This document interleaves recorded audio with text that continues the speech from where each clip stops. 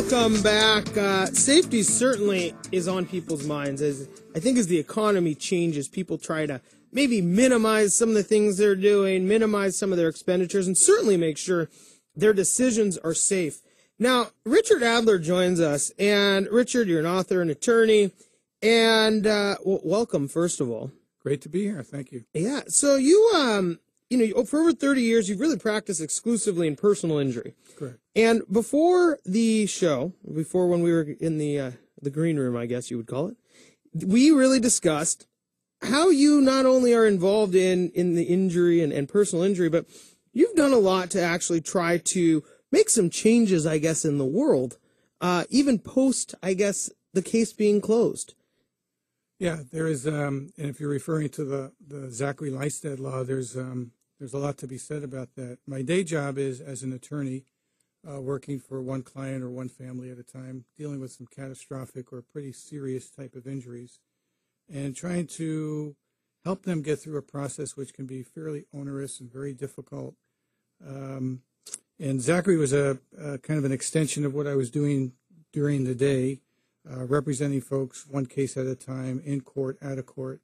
And in the evening, my work kind of spilled over into doing some community work with the Brain Injury Association. One thing led to another, and found myself in the position of being the president of the association. It's a statewide nonprofit. We have a lot of support groups throughout the state.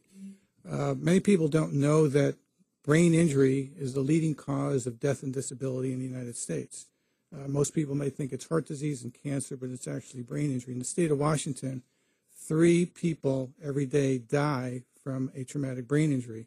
The state of Washington has 20,000 residents that are dealing with the aftermath, who have survived a brain injury, who continue to deal with the residuals and the struggles of that.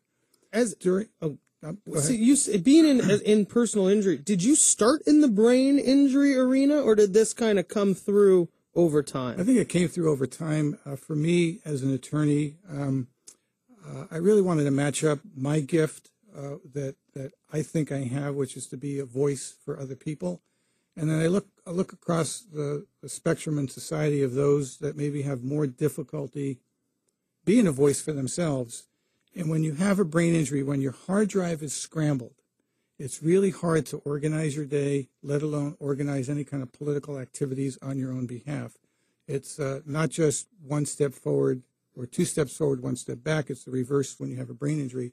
It's 1 step forward, 2 or 3 steps back, and you never quite get traction on things. So at a certain point in my work as an attorney, it was like, what else can I do to effectuate change in the community on a grander, broader scale? And it led me to the Brain Injury Association of Washington, a statewide nonprofit group, an amazing group that does, it's kind of like the little blue engine, the little story we heard when we were kids. It's a small group, but it's a very powerful and influential group that is really on mission and purpose of preventing preventable brain injuries. One campaign that we started as an outgrowth of a case that I was working on dealt with youth sports and concussions, which now has taken on a life of its own, because we hear it in the NFL, we hear it in the NHL, we're hearing in and NBA. If you've listened to this show, you know if we start going on NFL, we may never come back. So it's a one-way street. It's a one-way street come football, yeah. Right. So that's a kind of an interesting case where I was approached back. Zachary's injury happened on October 12th of 2006. And I was approached about a week later by 2 or 3 different members of the community. Talk a little bit about the injury. Well, Zach was playing football. He was a 13-year-old kid at that time. He was playing for a middle school team. He was the outside linebacker on defense. He was the fullback on offense. He was, one of the key players on the team. He was also a great student, and he was an only child. Played a game, and he kind of tackled a kid coming across the end zone. His helmet on the ground pretty hard. You could see he was kind of dazed. This is a very important thing in terms of health and safety. There was no loss of consciousness. A lot of parents, a lot of coaches think in order for this to be serious, you need to be knocked out. Actually, no, that's not true. A concussion by itself is a brain injury. And if you don't handle a brain injury appropriately, it could turn into something a lot more significant like it did with Zachary. So in that situation, they did the right thing. They took him out of the game. However, it was just for a play or two. The coach who had not been trained, the athletic director of the school district who had not been trained, nobody knew what a concussion was in 2006, despite all of the best practices being known throughout the country in every medical division, neurologists, orthopedists, primary doctors. Everybody kind of knew what best practices were, which is you take the kid out and they got to rest. It's that simple. In Zach's situation, they let him out for halftime and he came back in the third quarter. Well, maybe because it was such a critical game that they had to win at age 13 in seventh grade, and he played his best game. He won the game for his team. He scored the go-ahead touchdown, and he prevented another kid from scoring a touchdown with a minute to go. At the end of the game, he collapsed on the field in his dad's arms after they did the 50-yard high five with the opposing team. He was airlifted up to Harborview. They performed life-saving brain surgery for him. And all of that is so preventable. If they had just taken Zachary out of the game and left him out and cleared him by a licensed healthcare professional that's trained in the evaluation and management of concussion, he'd be a normal kid doing normal things today. What happened to Zach was he was in a coma for 30 days. He was not able to move, not even a blink response to a yes or no question for 9 months. Not able to move anything in his body. 20 months on a feeding tube. He needed to get rehabbed out of state. He was taken down to Dallas in a kind of a specialty area for kids and brain trauma. But true to form, Zach is an amazing, inspiring guy.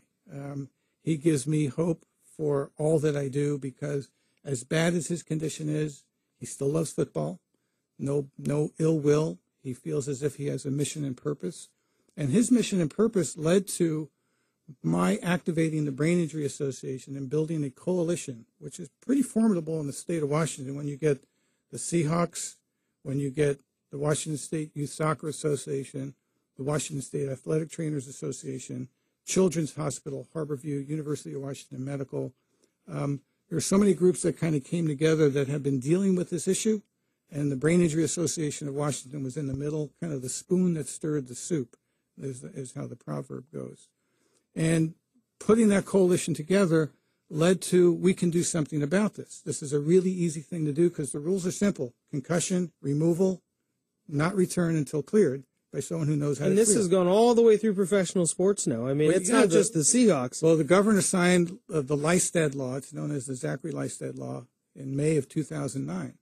And from that point, 2 weeks later, the American College of Sports Medicine, the largest national medical association in the world, was having their state convention at the convention center in downtown Seattle. Their executive board met in closed session a couple days later, and they issued a national call to action for their 35,000 members to get this law passed in every other state.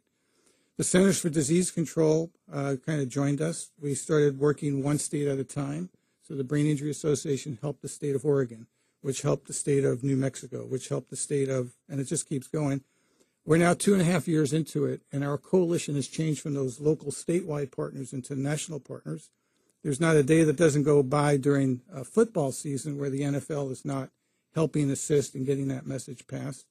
It's interesting that Commissioner Goodell came out to Seattle about 1.5 years ago at our fundraising event, and he was our honored guest. At that session, which was in October of 2010, we had 10 states passed. He got up to this room of black ties and gowns and said, by the end of next year, we'll have 10 more states, and the following year, we'll have 10 more states, and after that, we'll have every other state in the country. The NFL has committed resources in lobbying each state. The commissioner, as well as the president of the NCAA, 30 days ago, sent a letter to the 19 governors who have not passed this law. In other words, we've got 31 of these states that now have the Zachary Lystad lookalike. Neurosurgeons, brain surgeons across the country, I literally on a weekly basis, I get a letter from some doctor somewhere saying, I just kind of looked into this issue, traced it back to you. You have no idea how many lives have been saved, how many tax dollars have been not wasted. Just a phenomenal thing. And what parents need to realize in kind of a takeaway message on safety and health for your kids, if there is a concussion, do not rely upon the coach or anybody on the staff to know what you need to know. If you're in the stands and you think your kid's not right, you need to say something about it. The coach is being trained now. The athletic trainers are being trained now. But it's a situation where parents still need to be on guard, and they can't just designate somebody else to kind of look over their kid and make sure this is right. Because if there is a concussion, it's not just, are they going to end up like Zachary in a wheelchair 5.5 years later? But what about their return to school? We're talking about this in the context of sports, and can they go back to practice? Can they go back to the big game? What about going back to the classroom? How important is it for an A student who's also a good athlete? Are they now a B student? How about the B student that has a concussion and still kind of a little bit dizzy, not focusing well? A test comes, and before you know it, you have this kind of cascading spiral down on their potential academic performance. So it's not just being cleared to play, it's is it being cleared to return to school in a competent way? There's a few school districts that the Brain Injury Association has been working with and talking with around the country that have now instituted not return to play to game, but return to play to game and school. So just as the warm-up for a game in competition, it's now, you're going to take one class this week. Let's see how you do. 2 classes next week. And so there are accommodations that are being made around that.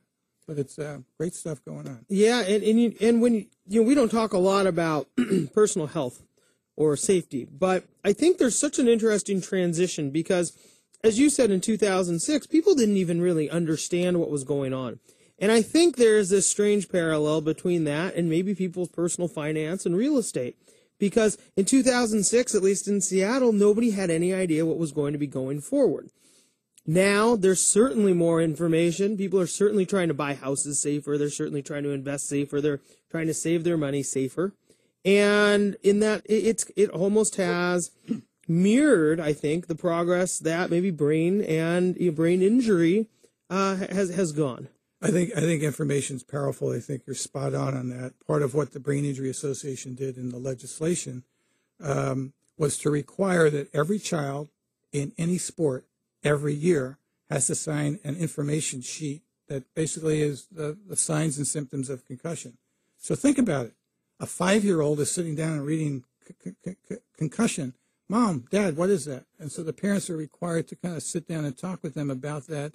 So we started this, it became effective in 2009. We're now kind of moving towards the 3rd year. That 5-year-old is moving to 8-year-old, the 16-year-old. So the message is beginning to get infiltrated into the culture of sports at a very young age. And I think over time, the information becomes more powerful.